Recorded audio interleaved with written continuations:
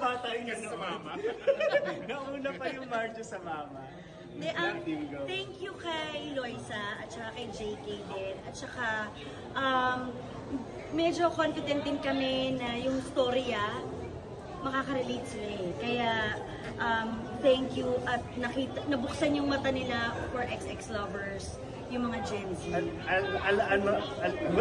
Alam niyo, kasi magiging honest ako eh. Dahil meron ako isang nabasa dun sa Reddit at saka dun sa mga ibang post. Bata ko doon. Or matalino ba yan? I'll be honest. Sabi kasi doon sa isang post doon na alam mo, hindi kami fan ng Marvin Jolina nung panahon namin. Kasi kaedad namin yung nag-post. Ano sila, mas Rico Claudine, mas ganon. Pero nung napanood daw nila itong pelikula ito, naging fan daw nila sila. Diba? Parang ang sarap. Parang after 30 years, tsaka nila na-appreciate yung ginawa namin.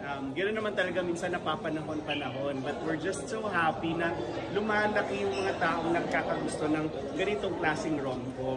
Kumbaga, 30 years namin niligawan yung mga taong na-enjoy yung pelikula namin. Ngayon, meron kaming mga bagong taong nag-enjoy sa storya namin. Kumbaga, reunion din to ng mga dati na ang tingin sa atin, di ba, parang kilig-kilig lang. So ngayon, reunion din siya ng mga may pinagdaanan na rin sila, di ba? Parang kasabay din natin na tumanda.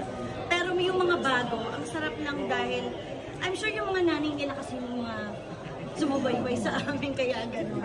At dahil din yan, naman, gusto rin namin i-appreciate timpla nila Derek, nila Tonet, nila Dan, yung timpla ng Project 8 sa rom-com nung 90s.